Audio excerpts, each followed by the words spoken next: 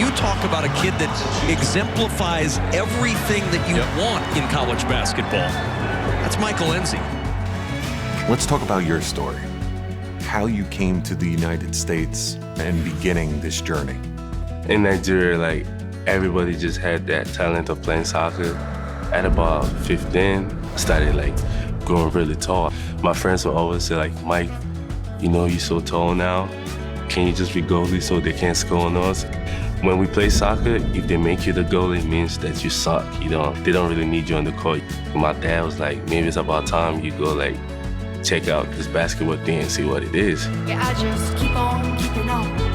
I had gone to the basketball court and I saw an old friend of mine, Chris Obekba. He played at St. John's. It was my first time watching basketball and I really loved it. I used to travel like an hour, 30 minutes to play ball with them. It's safe to say if there was no Chris Obekba, there would be no Mike Nzei at Seton Hall right now. He paved the way for me pretty much. He came to the United States and got a scholarship to Our Savior New America. He told the school, yes, I know this kid in Nigeria who's like really good. And they started following up on me. And in 2012, around October, my dad passed away. Show me my silver line. Chris called me on the phone and he was like, I'm really sorry that your dad passed away. He's like, at this point, I feel like you should start following what you want to do. And I was like, yeah, I think so. I think I'm ready. Got to keep on hoping. So take us through when you actually came to the United States. To be honest, at that point, I was so scared to tell my mom because if I told her, she wouldn't agree with it. So even when I received my visa and I booked my flight and everything, it was without her knowledge.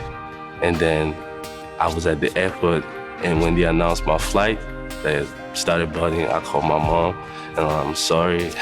I didn't know how to tell you this, but I'm going to the United States, and I don't know when you're gonna see me again, but I know it's gonna be soon. And I just like bought the flight and I came here.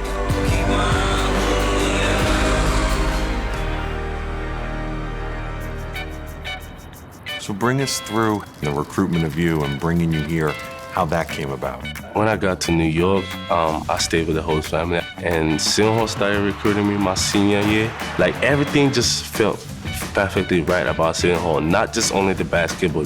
For Michael, he's always been kind of a natural leader. Job, Mike, job, Mike. You know, he's a 4.0 student. He's in the business master's program.